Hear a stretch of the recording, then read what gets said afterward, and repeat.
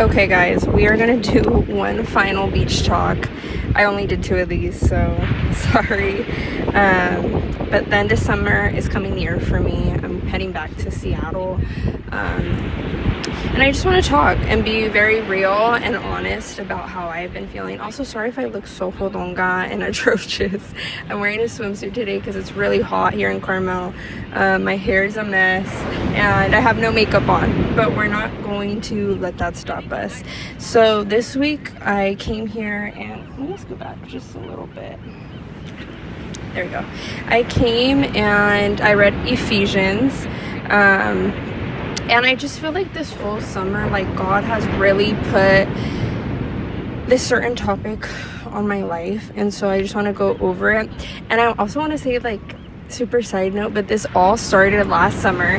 I was following this page called Shop for the One on Instagram, I believe is what they called, and they have like Christian clothing, and there's this jacket that I have been wanting for a year now, and I'm just gonna buy it. I'm gonna bite the bullet and buy it, but it says bear the fruit. And when I first saw it, I don't think I had ever really paid attention to Galatians and what bearing the fruit actually means, but lo and behold, 1 whole year later, the Lord has just really spent this whole summer teaching me, and it's been crazy because in the beginning of the summer I like learned about it on my own.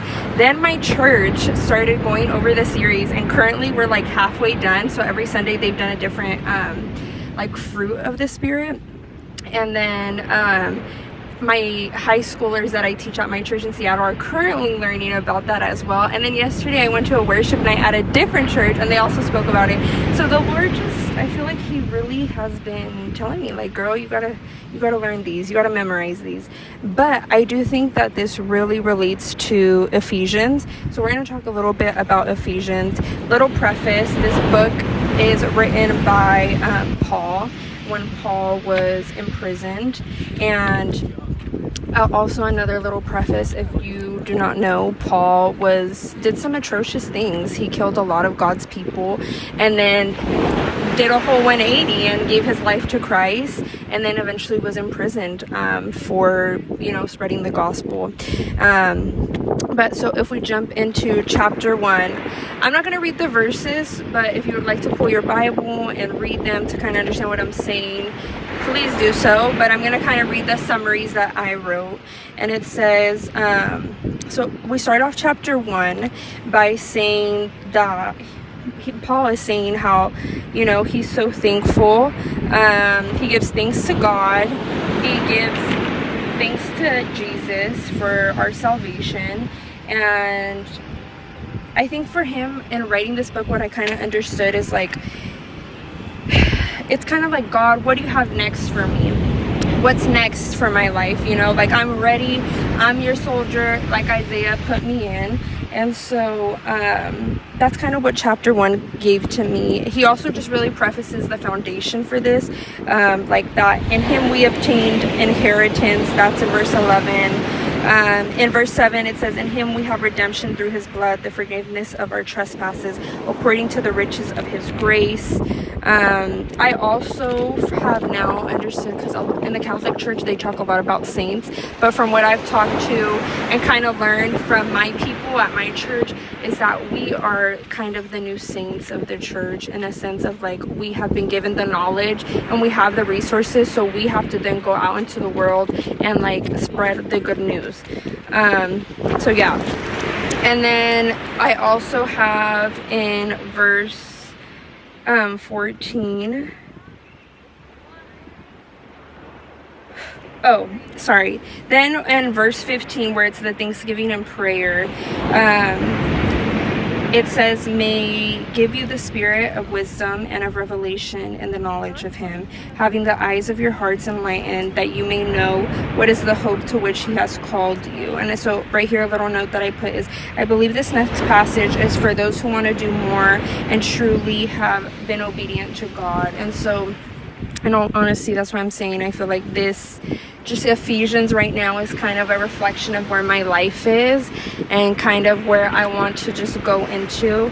I feel like I said this in a TikTok, and I feel like I might have said it in another video, but again, I'll just reiterate, I have been a Christian my whole life, but I really feel like I have just now felt the whole like change of like I had been lukewarm for many years.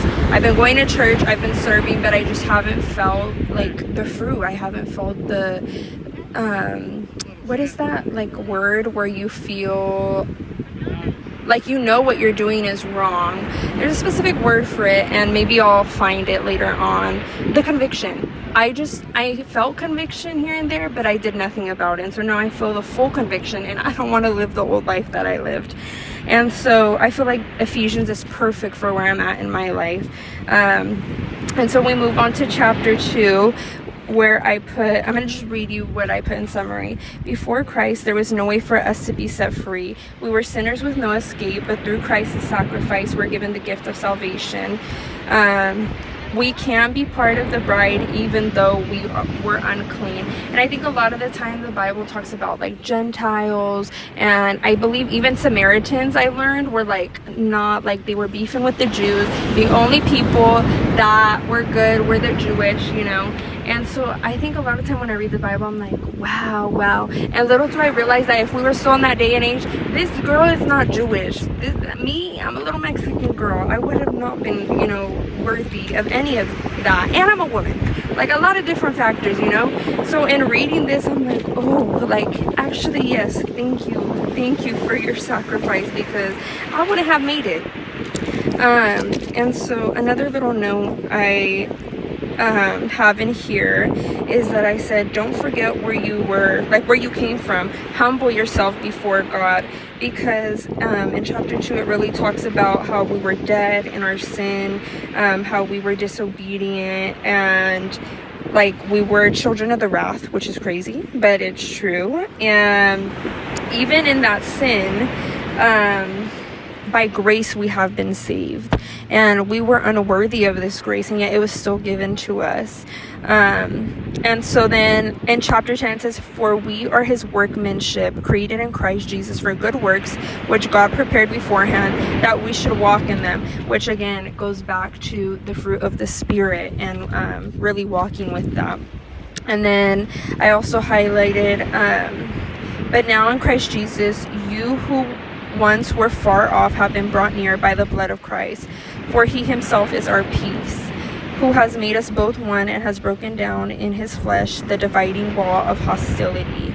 Verse 18, for through him we have access in one spirit to the Father. Again, we did not have access before. Let me make sure this is recorded. We did not have access before Christ, which is crazy. But you know, then we were given. And I think also another thing that we should remind ourselves, that I have been really reminding myself, is that like now as of recently, like when I'm trying to bear the fruit a lot more. I'm trying to be very cautious about the way I speak, my demeanor, my attitude towards things, because like I can sit here and I can be honest to you, like I was a hothead. I'm very much a hothead. Little things tick me off. When things don't go my way, I like flip. And so as of recently, I have been really trying to change that. And even the people I surround myself now, I have caught myself being like, whoa, like the people I hang out with sometimes don't always have the best things to say. Like it's either judgment or chismes or just meanness in general. And like I'm not gonna sit here and act like I'm on this high horse holy, that I wasn't doing that last month. Like I am a sinner, and that is something that I'm working on. And so I guess something that I have been trying to do is like, how do I still hang out around these people while still trying to maintain the fruit of the Spirit and not being like judgmental? Because the minute you start telling someone like, oh, like you're mean, you're judgmental, you're this, you're that, like you're just pushing them away instead of giving them the love that God wants us to give them. And so that's something that I have been personally really trying to navigate and figure out, because like it's hard, you know. Moving on to chapter 3, I put, Paul continues saying how we are renewed through Christ, that even though he was in jail, he would do it again as it it is for God's glory. He acknowledges that he's unworthy of the task, but God still chose him. He ends the chapter by praying that the Lord gives us strength, which, again, this is something that I've been really learning about this summer, that like God will use anyone, anything, anywhere, anytime. And like, I think sometimes we don't think about that, and recently someone told me, like, if the Lord wanted to, he will use a donkey to tell you. Like, it's a matter of what he wants. And so I think something that I've been praying recently is like, Lord, if you want to use me for the greater purpose, for something good, please use me. Like, I am unworthy, but please do so. Like, there's been so many times that I've thought about in the last month of like close people in my life, loved ones that are unsaved, and I'm like, Lord, like, if you can use me as a vessel to bring them to the foot of the cross, I would be more than happy. I would welcome that in my life 10 out of 10 times. Like, please do so, even though I am unworthy, and sometimes I'm not a good example of Jesus's love. And so that's something that like I have also been really thinking about. And a note that I put here is that Paul did some horrible things in his lifetime. He was aware that he was unworthy, and yet God still used him. And so I think also sometimes people get conflicted, like, God can't use me, I'm not smart, I'm not strong enough, I'm shy, I'm introverted. Girl, God can use anyone he wants to, and don't let those thoughts block other people's blessings because you think you're unworthy. You know what I mean? So just a little food for thought. Moving on to chapter 4, I wrote, Paul teaches us what we have to do. He explains how God has given us the resources to do the good work. He gives us boundaries and measurements of how to live our lives, essentially the fruit of the Spirit. And sorry, I'm making sure that this thing is still recording because the sun is hitting. But when I say measurements and boundaries, they're essentially rules. But like, I didn't want to use the word rules because I don't want people to like get discouraged from that, because sometimes we do break rules, sometimes we're disobedient, and I want it to move more of like a measurement of what we need to do even when we fail sometimes. And so specifically, I believe it says, walk in a manner worthy of calling to which you have been called, with all humility and gentleness, with patience, bearing one another in love. Jumping to verse 4, there is one body and one Spirit, just as you were called to do the one hope that belongs to your call, one Lord, one faith, one baptism, one God and Father of all. Continuing on, verse 12 talks about how he equips us for the work of ministry, building up the body of Christ. Verse 17 through 24 talks about how we were in darkness, how we were alienated from God, and but that we need to lean into Christ, into what he has taught us, that we lived a life corrupt through deceitful desires, but we're renewed in the spirit of our mind, and to put on the new self, created after the likeness of God in true righteousness and holiness. And so again, we have this desire of the flesh to do bad things, in all honesty, but because we have heard the good news, we have to walk in the path that God has given us. We know the good word, we know what we need to do, and so we need to stick to that. And I wrote right here where it says, to put off your old self, which belongs to your former manner of life and is corrupt through deceitful desires. I put me BC because that's what they put in textbooks, BC, before Christ. I actually learned that one from my pastor at Young Adults, and I loved it. I stole it. That's us, BC, before Christ. We lived an old way, and a lot of people will bring up your past and they'll say, didn't you used to get drunk like hasta las chanclas, that you would end up on the floor? Didn't you used to smoke? Writing again because this thing tried to cut me off. But didn't you used to do all these sinful things? And yes, you did, because at one point in your life you lived such let me make sure this is recording. You lived such a dark like past in life, but now through Christ you are made new. And I think that's something to just like, every time someone brings it up, I'm no longer that person. God renewed me, God made me new, you know? And also In verse 25, it says, speak the truth with his neighbor, for we are members of one of another. And this is also something I'm stealing from my young adults group that the pastor said. She said, you could have the key to someone else's blessing. Sometimes we get so in our bubble, so timid, like God can't use us, or I'm too shy, I'm too scared to do this and that. You don't know that if after one invitation, one prayer, one verse that you share, someone could give their life to Christ. So I think we need to stop, being in our own bubble and realize that this isn't just about us. We're not living in a world of me. We're living in a world of Christ. So something to think about. Also in verse 29, it says, let no corrupting talk come out of your mouths. And I put a thing and I said, no chismes. And it's something embedded into my culture. Hispanic culture, I feel like, is somos chismosos, somos chonas. Like, we love to hear the tea. We love to hear when people are falling. And that's not okay.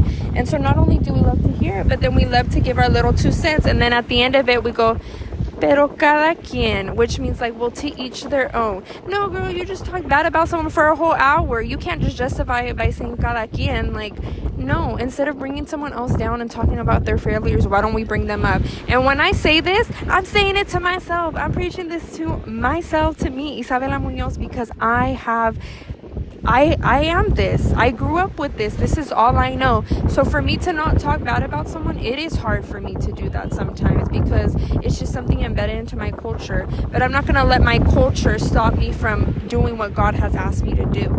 So if you hear me, correct me because I need to be corrected. Of course, gently, because I will cry if you do it in a mean way. But like, we all need to be reminded of this and corrected sometimes. So when I preach, please know I'm preaching to myself. We move on to chapter 5. It said in chapter 5, this is what I wrote for my little summary. Here Paul gives us some more rules on how to live life, to not get drunk, to not live in impurity, but instead live godly, respectable lives. Here he also talks about how a wife must submit to her husband, but only when the husband can make respectable and fruitful decisions, only when he takes care of her like he would himself. And guys, I didn't know that this was I know a lot of stories in the Bible, but I can't tell you what chapters they're from, which is something that I need to get better at and learn, okay, this story's in this chapter. I know the whole wife needs to submit to her husband thing. I've known that one for years. I just didn't remember it was in Ephesians. And I know this, I'm gonna be honest with you. In high school, I was like, no, I'm never gonna submit to my husband. We are equal, yada, yada, yada, you know what I mean? This also stems from the fact that, I feel like growing up, my parents always told me, you are going to do something with your life. You're going to go to school. You're going to be someone. You're going to have a good job, a good education, which is great. And I love that. And I love going to school, and I love getting my education. I'm a comp sci degree. Come on. I'm trying. And so with that mindset, I was like, I don't need a man. I can do whatever I want on my own. And if I have a husband, lo voy a mangonear. Pause. Excuse me. We're not doing that. I have finally learned what that means to submit to a husband, and this is the way I see it. If you don't agree, that's okay, but this is just my opinion on what it means to submit to your husband. When I think about me getting married, of course it's not going to be tomorrow, probably in a couple years, if it's the Lord's plan for me to do so. But when I think about me getting married and me having a husband, I think that the Lord is going to bring me someone who can make the right decisions, someone who is a God-fearing man, who has God at the center of everything. And that's something that really, in the last couple of months, my perspective has changed, because I have now realized I don't want to be with someone that doesn't have God at the center. Because if they don't have God at the center of their life, God is not going to be at the center of our relationship, and we are going to fail. That's just point blank, period. And so when I think of submitting to my husband, I think of a man who's going to be, God-fearing, who's going to have the fruit of the Spirit, who's going to be able to correct me when I'm in my wrong, when I'm trying to cheese me out, and he's like, hey, honey, hey, sweetie, don't do that. Mi amor, that's not okay. And in the same way, I want him to respect me. And that's what it says in the verse. It says in verse, give me a second. my God, it's a little windy. Hopefully you can hear me. It says in a verse 28, he who loves his wife loves himself, and that he will nourish and cherish it. The two shall become one flesh. So again, when I think of submitting myself to my husband, I think of someone who's gonna earn the respect, who has brought me and like taken care of me in like such a protective way that like él se merece eso. And like in the same way, yo me merezco el respeto de él. Like we will be walking on the same path for the glory of God, because that's what marriage is. Two people joining together for the glory of God. You know what I mean? You're not just getting together to have children. Like, oh my gosh, what a nightmare. But yeah, I could go on and on forever, but let's move on to chapter 6. Finally, in chapter 6, this is what it ends off. Here, Paul finishes off by reminding us to obey our parents. He talks about being servants and masters, which I think could relate to employees and bosses, in which he tells us to do work how the Lord would want it done, to be respectful, that with whatever we do, to do it with God in mind. Lastly, he reminds us to wear our armor, to be smart and cautious, trusting in doing the work God has called us to do. So that's a couple different parts. But of course, we know the commandment of obey your father and mother. I know sometimes we're a little bit necios, especially in our youth. We don't listen, but in all honesty, as I've gotten older, yeah, my mom was right. Yeah, my dad was right. So, sorry. But it also says, I want to highlight this because I hadn't read this part. Do not provoke your children to anger, but bring them up in discipline and instruction of the Lord.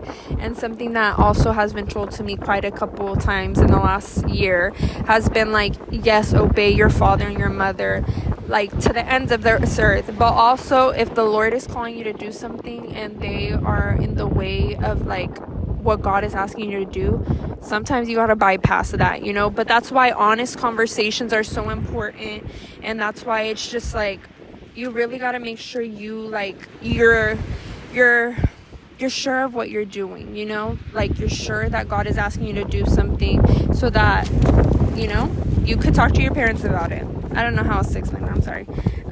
Then so it talks about masters and servants. Thank God that in America, at least right now, I mean, unfortunately, sadly, there probably still is, but at least from day to day, we don't see servants and masters. You know, we see bosses and we see employees and who you work for. And so I think that's kind of where I read this, and that's what it kind of related to, of like, I had a discussion with one of the girls from my church the other day, and I was like, you know, like I chose this major, I'm gonna go into this career, and like how am I gonna be able to use it to like serve the Lord? Like, what does coding have to do with Jesus? You know what I mean? Like, I'm not going on a mission saving people. I'm literally coding a little website.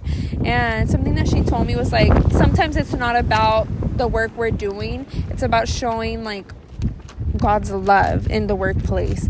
And I think that really has changed my mindset, that like maybe even if I'm like coding a little website that doesn't have to do anything with God, at least I can do it in a very respectful manner and do it in a way that honors the Lord. And in the same way in my workplace, to be kind to my coworkers, be kind to my boss, and show the fruit of the Spirit wherever I go. So that's kind of how I saw it.